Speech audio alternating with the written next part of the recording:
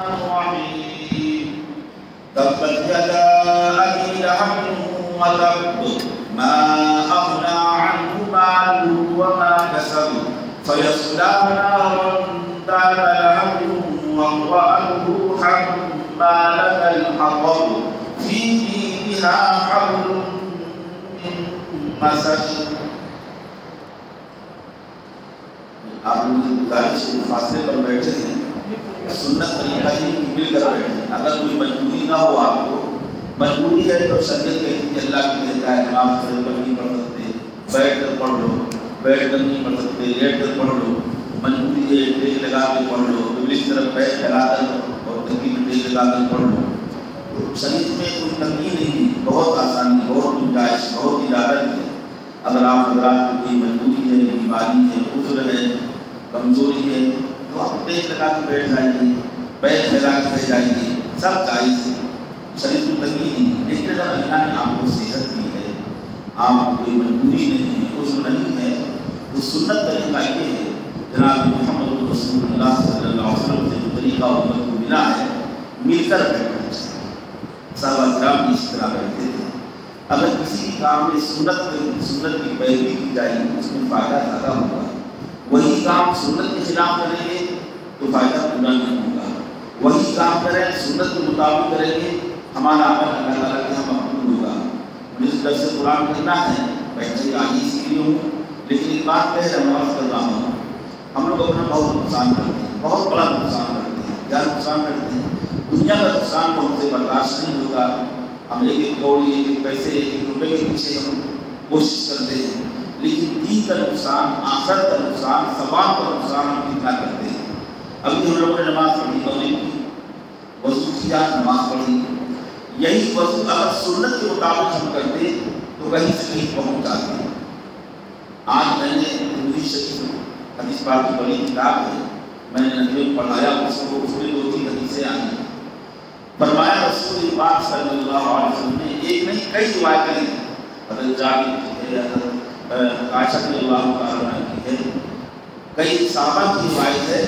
2 رکعت نماز جو پڑھی جائے ایسے وضو کے ساتھ کہ جس میں مسواک کی گئی ہو، مسواک کے ساتھ جو نماز پڑھی جائے یہ 2 رکعتیں ان 70 رکعتوں سے افضل ہیں، 70 رکعتوں سے افضل ہیں جو بغیر مسواک کے پڑھی جائے.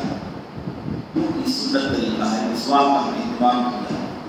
اس کی وجہ کوشش ہماری نہیں ہونی چاہیے ہمارا کوئی بھی کام، حتیٰ کہ مجلس میں بیٹھنا ہو، جلسے میں بیٹھنا ہو، سنت کے مطابق ہوگا تو اس میں ثواب زیادہ ہوگا، اللہ کی طرف سے رحمت کا نزول ہوگا، رحمت خاصہ کا نزول ہوگا، برکتیں ہوگی.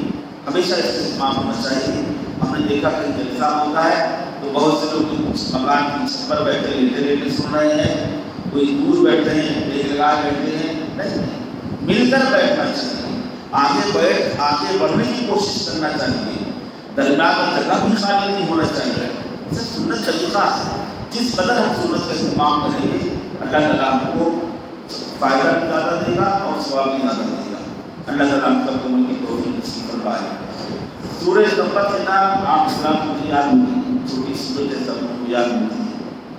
اس کا شان نزول اس موقع پر اللہ تعالیٰ نے اس کو نازل فرمایا. گزشتہ ہفتے اور اس سے پہلے میں نے آپ کے سامنے عرض کیا تھا کہ اللہ تعالیٰ نے حکم دیا محمد اپنے رشتہ داروں کو تبلیغ کرو، اپنے قبیلے کے لوگوں کو، خاندان والوں کو تبلیغ کرو. چنانچہ آپ نے سب کو جمع کیا اور تبلیغ فرمائی.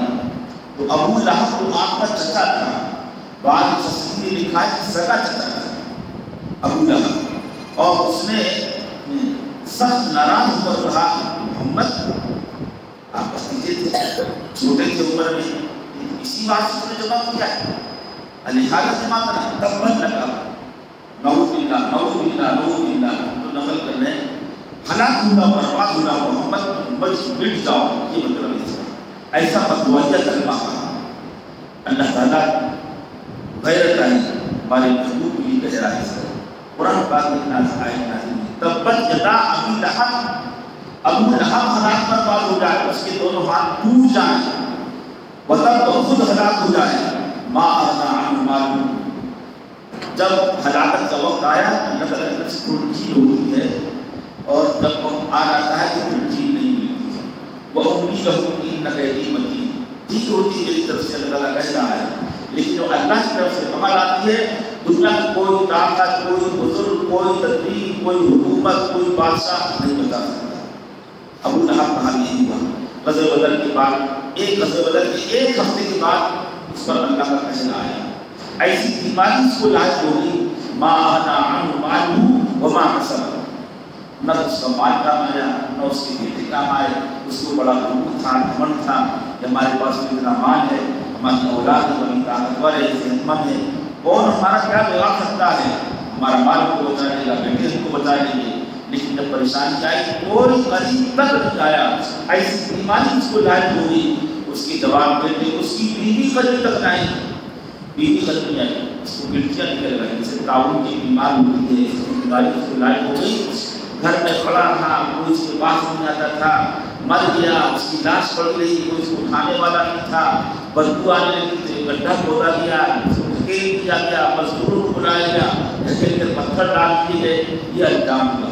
ماں اغنی عنہ مالہ وما کسب کا مطلب یہی ہے۔ پھر آگے فرمایا اللہ تعالیٰ کہہ رہا اب یہ کیا ہوا کہ دنیا میں ہوا، اب شروعات ہے، سیصلیٰ نارا ذات لہب، اب یہ اندر دوزخ میں داخل ہوگا، دوزخ کی آگ اس کو جلایا جائے گا، اس کو داخل کیا جائے گا، دوزخ کا عذاب ہوگا۔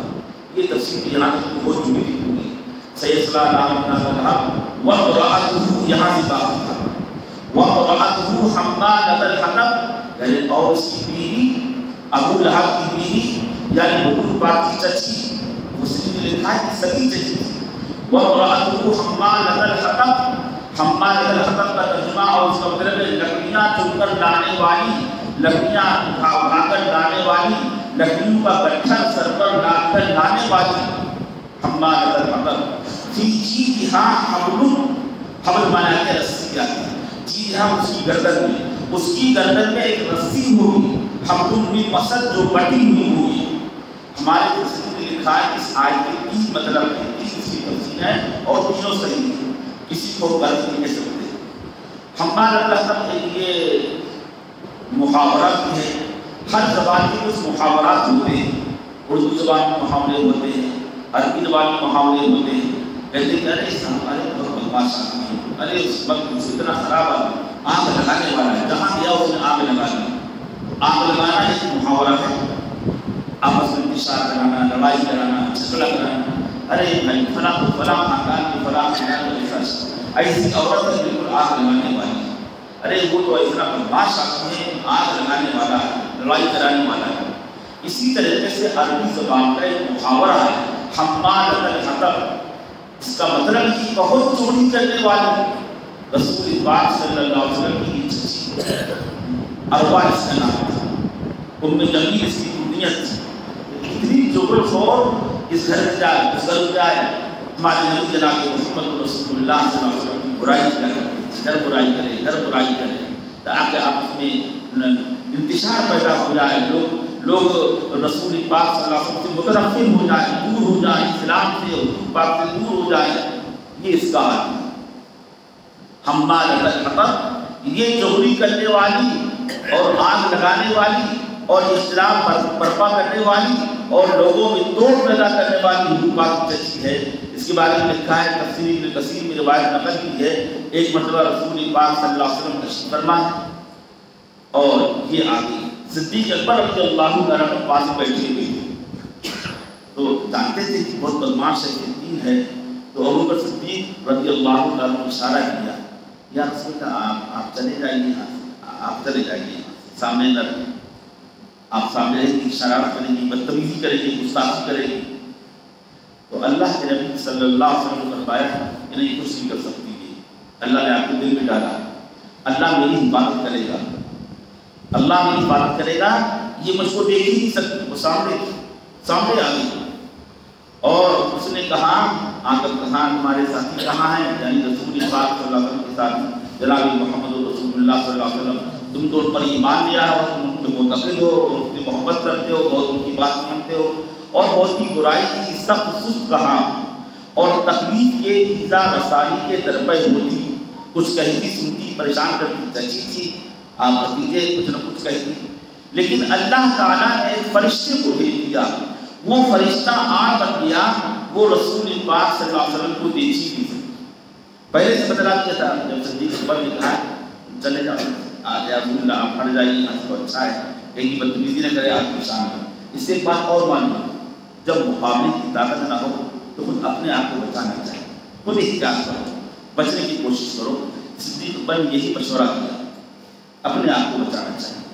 مقابلہ ہو تو مقابلہ کرو، مقابلے کی طاقت نہیں ہے تو خود کنارہ کشی اختیار کرو۔ اللہ کی طرف سے مدد کبھی ایسی بھی ہوا کرتی ہے، ہمیشہ نہیں ہوتی ہے، جب اللہ تعالیٰ چاہتا تب ہوتی ہے۔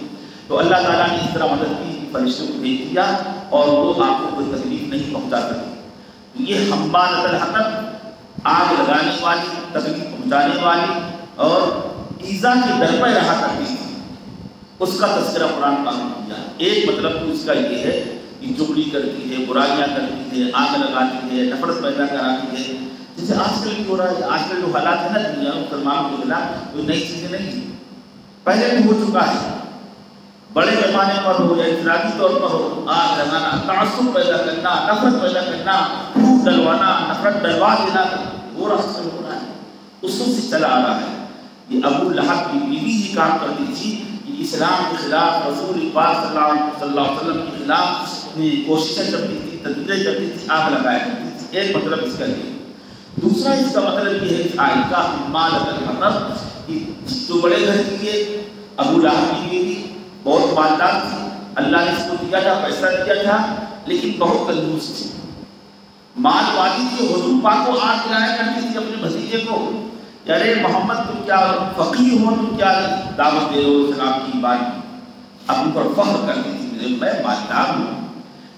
بہت قیمتی ایک ہار تھا اس کے پاس، زیور، سونے کا ہار گلے میں ڈالتی تھی، پہنتی تھی، بہت قیمتی ہار تھا، لاکھوں روپے کا ہوگا۔ اور محمد صلی اللہ علیہ وسلم نبی پیغمبر کو آگ لگی، محمد تم کیا ہو، نبی پیغمبر ہونے کا دعویٰ کرتے ہو، تمہارے پاس ہے کیا؟ نعوذ باللہ تم بھٹیجا ہو، فقیر ہو، محتاج ہو، کنگال ہو، محتاج ہو، تم نبی ہونے کا دعویٰ کرتے ہو، کیا ہے تمہارے پاس؟ آپ سنتے تھے، صبر کرتے تھے، کچھ نہیں کہتے تھے، آگ جلاتی تھی۔ تو گویا اس کے جواب میں اللہ تعالیٰ کا اچھا ٹھیک ہے، ابھی تم کو پتہ چل جائے گا۔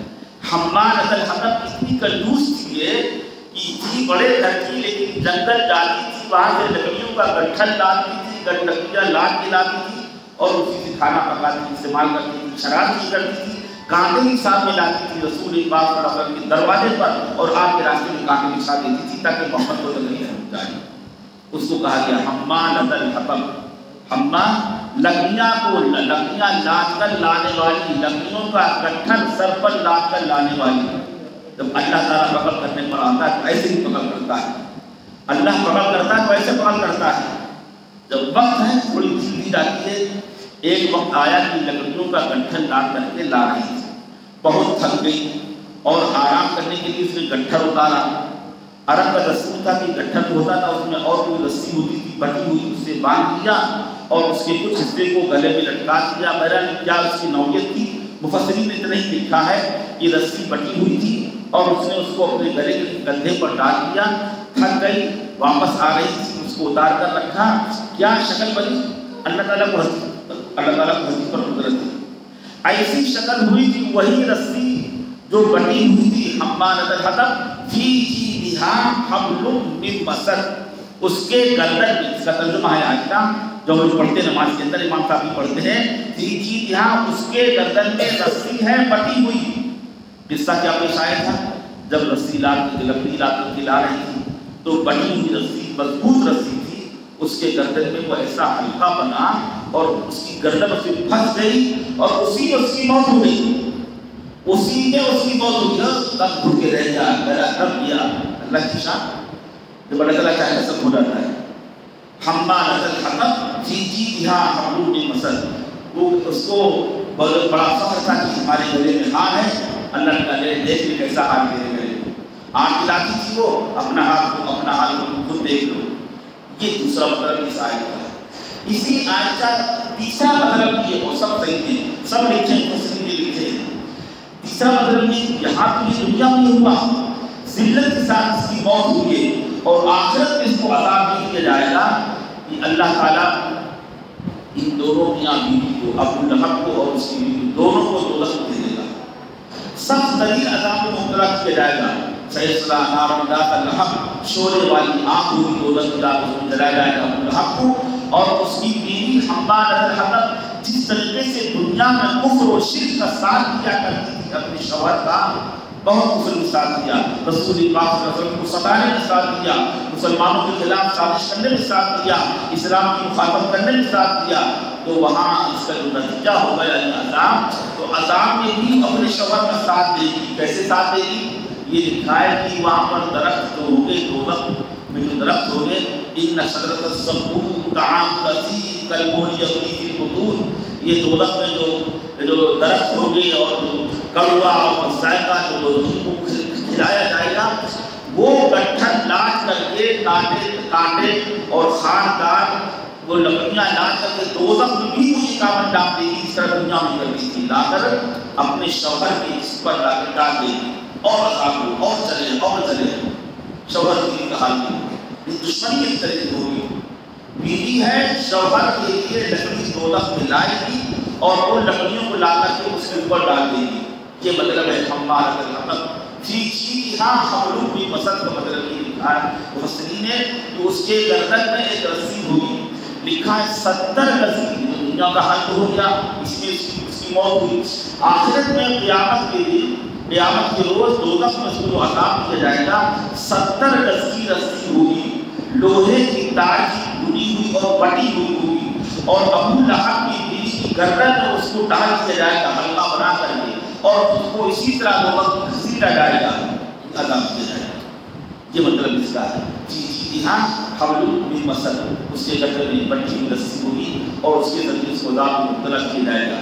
دنیا میں ایک رسی تھی، اس کی موت ہوئی ہے، اور آخرت میں لوہے کی تار کی رسی ہوگی، بٹی ہوگی، بنی ہوگی، اس کے گردن میں توق بنا کر ڈالا جائے گا، جس کی پیمائش، اس کی لمبائی 70 گز کی ہوگی، اور فرشتے اس کو عذاب دے کے اس کو گھسیٹا جائے گا اور دوزخ کی آگ میں جلایا جائے گا. عذاب ہوگا. یہ عذاب کیوں ہو رہا ہے؟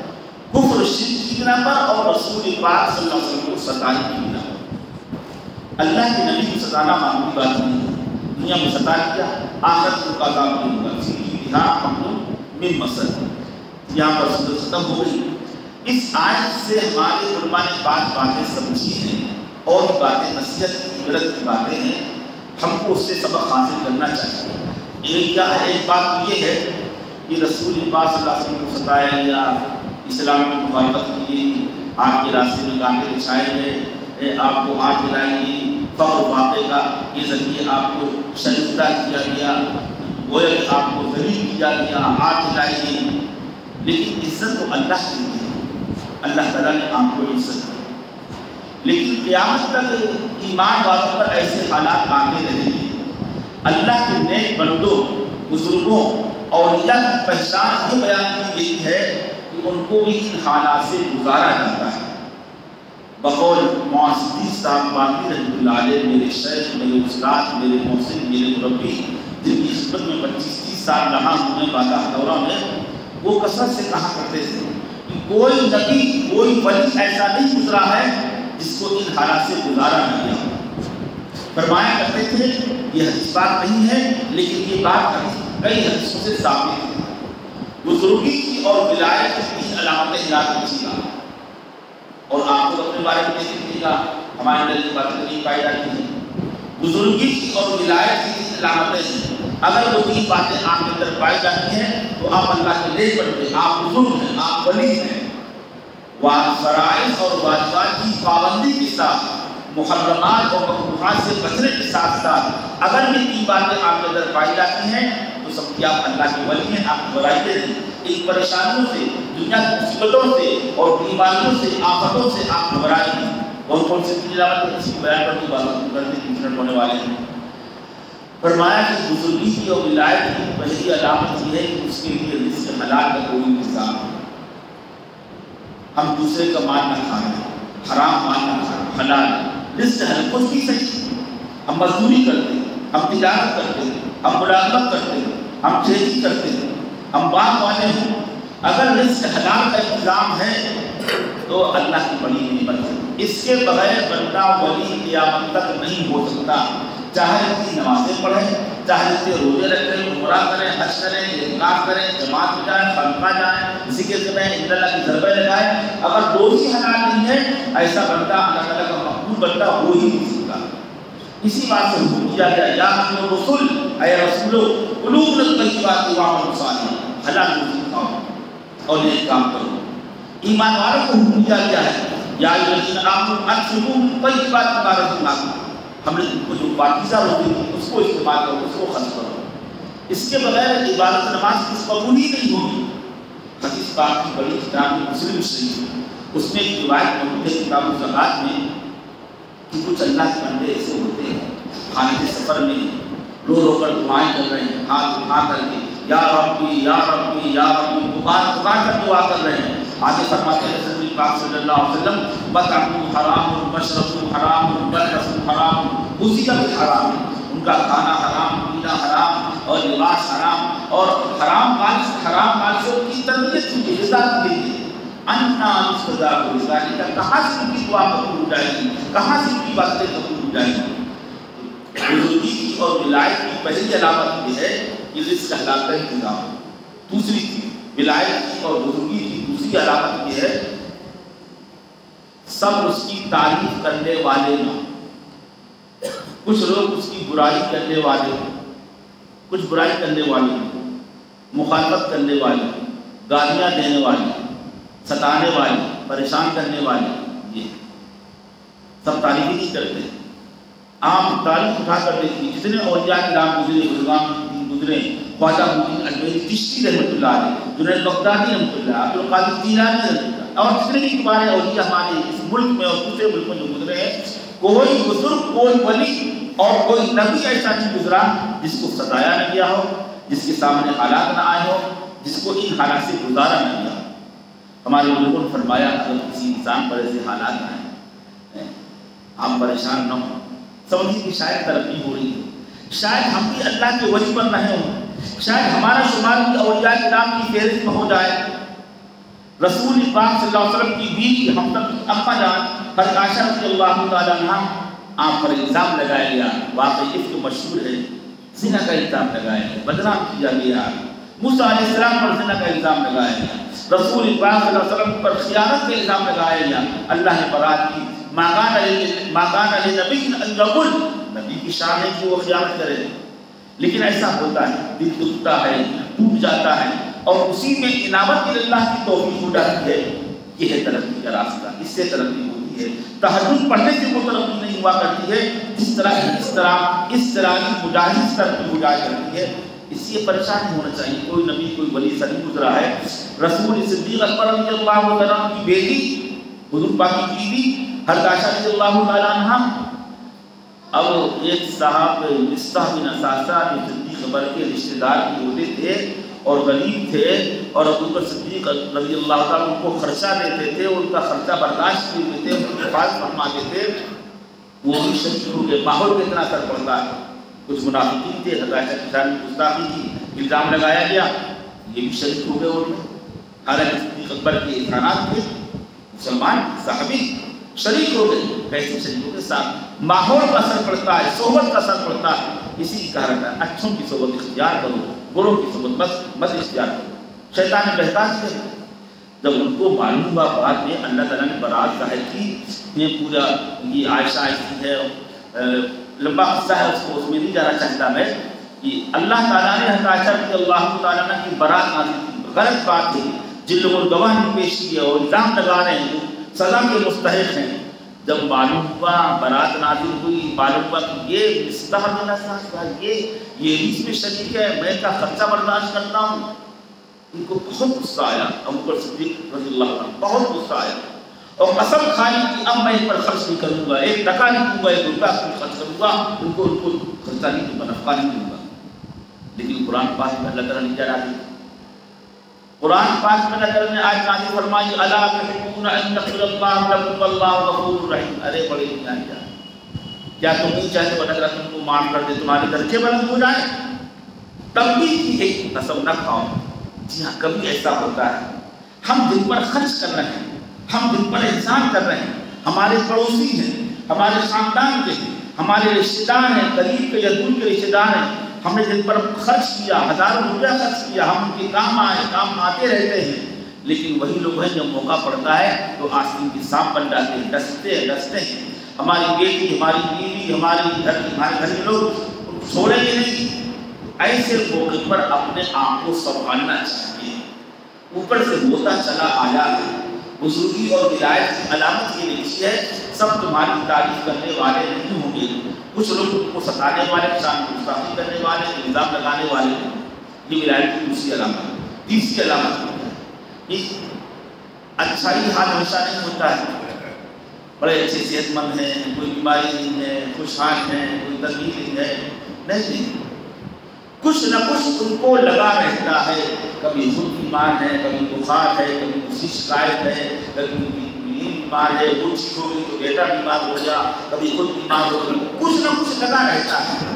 یہ تین علامتیں ہیں جو بزرگی کی اور ولایت کی علامتیں ہیں۔ اسی لیے جناب محمد رسول اللہ صلی اللہ علیہ وسلم یہ جو حالات ہیں، تینوں باتیں آپ یہاں ملتی ہیں۔ آپ سید الاولیاء، سید الانبیاء، سید المتوکلین، بزرگی کے ولایت کے جتنے درجات ہو سکتے ہیں سب سے بڑے آپ ہیں، سب کے سید، سب کے سردار آپ ہیں۔ آپ کو سنائے گا، اس سے سبق ملتا ہے کہ ہماری دین کبھی ایسے حالات آ جائیں، کوئی ہم کو ستا رہا ہے، کوئی گالی دے رہا ہے، انتظام کرو، صبر کرو، سمجھو کہ ولایت کی منزل طے ہو رہی ہے، ہمارے درجات بلند ہو رہے ہیں۔ اور حدیث پاک سے معلوم ہوتا ہے بسا اوقات اللہ تعالیٰ نے ایک بات طے کر دی، اس کو فلاں مقام تک پہنچانا ہے، جنت کا اعلیٰ مقام دینا ہے، لیکن اس کے اعمال اخلاق ایسے نہیں ہوتے، اس کی عمر کم ہے، موت کا وقت قریب ہے، تو اللہ تعالیٰ اس کو اس طرح کے ازدرائی مجاہدے میں مبتلا کر دیتا ہے۔ یہ ازدرائی مجاہدہ ہے، لوگ مخالفت کر رہے ہیں، کبھی بیٹا مخالف ہو گیا، کبھی بیوی نافرمان ہو گئی، کبھی گھر کے لوگ، خاندان کے لوگ ہیں انہوں نے مقدمہ دائر کر دیا، کبھی پڑوسی تک کر رہے ہیں، سب چلتا رہتا ہے۔ سننے والے کہتے ہیں یار کچھ تو ہوگا، کچھ تو حقیقت ہوگی، سب چلتا رہتا ہے۔ اٹھتا اندر سے کبھی کبھی رونا آ جاتا ہے، لیکن یہی وہ حالات ہیں کہ جس کے ذریعے بندے کو ترقی ہوتی ہے، درجات بلند ہوتے ہیں، جنت میں اعلیٰ مقام نصیب ہوتا ہے، ولایت اس سے ملتی ہے۔ یہ پہلی علامت ہے۔ سب تعریف کرنے والے نہیں ہوتے ہیں، گالیاں دینے والے، برائیاں کرنے والے ہیں۔ آج کل تو واٹس ایپ میں ذرا سی بات میں بدنام کر دیا، پریشان کر دیا، بہت بڑا تو گناہگار ہوں گے، لیکن ولایت اس بندے کو ایسے ملے گی، اس کے ساتھ برتاؤ کیا جا رہا ہے۔ دوسرے رزق حلال کی کوئی انتظام ہو، آدمی کو اس کی کوشش کرنا چاہیے، تو حلال تو رزق حلال کا انتظام ہونا چاہیے، حلال کو حرام نہ کریں۔ بڑی مشکل یہ کہ اللہ نے ہم کو حلال کیا ہے، ہم حلال کو حرام کر لیتے ہیں۔ آپ کی دکان حلال ہے، کاروبار حلال ہے، پیسہ حلال ہے، لیکن جھوٹ بول کر کے، وعدہ خلافی کر کے، ہاں کل یہ کام ہو جائے گا، پرسوں یہ کام ہو جائے گا، سامان عیب کو چھپا کر بیچ رہے ہیں، ہم حلال کو حرام کر لیتے ہیں، ناجائز بنا لیتے ہیں۔ اسی بات کو بھی لحاظ کرنا چاہیے۔ اور اسی بات یہ ہے جو حالات آئیں تو کچھ نہ کچھ لگا رہتا ہے، اس سے گھبرانا نہیں چاہیے۔ بیوی بیمار ہوگی، بیٹا بیمار ہو گیا، ارے 50,000 روپیہ خرچ ہو گیا، لاکھوں روپے لائی کر تو کیا ہو گیا؟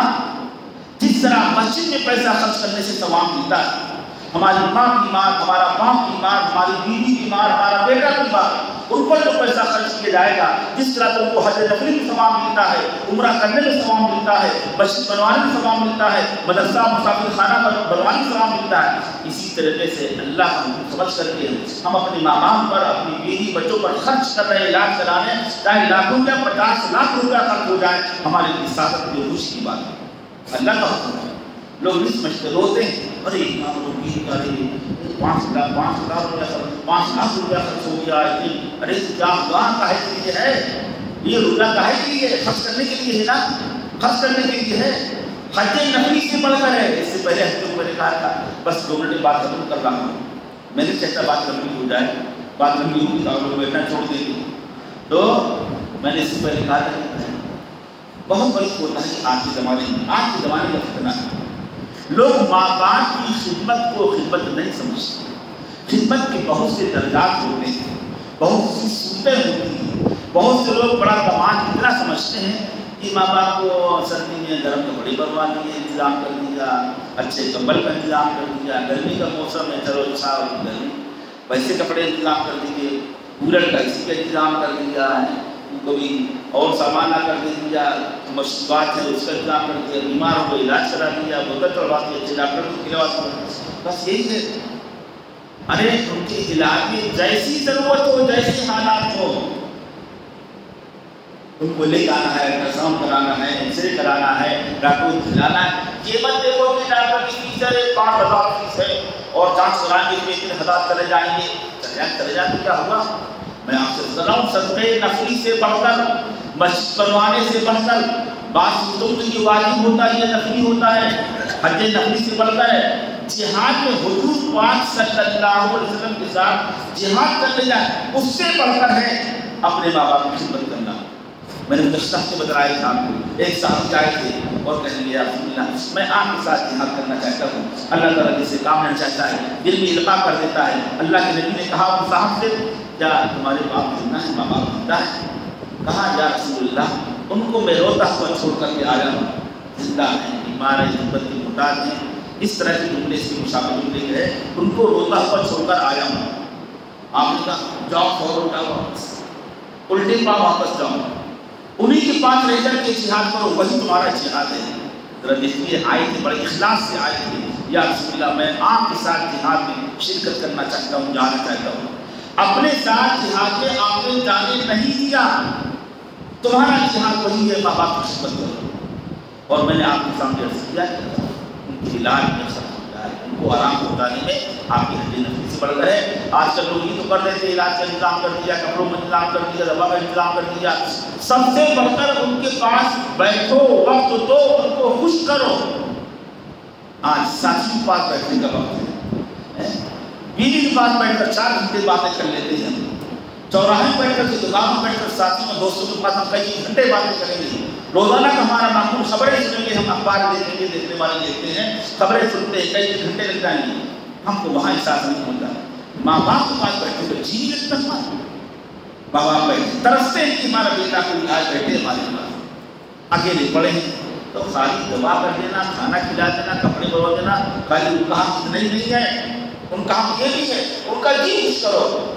علماء یہاں تک فرمایا ہے کہ 7 نمبر ہے نا، 7واں نمبر لایا پرہیز کرنا، اور جگہ ہوگا لایا نہیں ہوگا پرہیز کرنا ہے۔ ماں باپ کے پاس بیٹھ کر فضول باتیں کرنا جس سے ان کا جی خوش ہو، وہ فضول نہیں ہے، تم کو ثواب ملے گا، تسبیح پڑھنے سے زیادہ ثواب ملے گا۔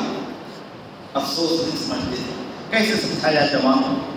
ماں باپ ایسی بڑی نعمت جس کا کوئی بدل نہیں، شریعت کی یہ تعلیم ہے۔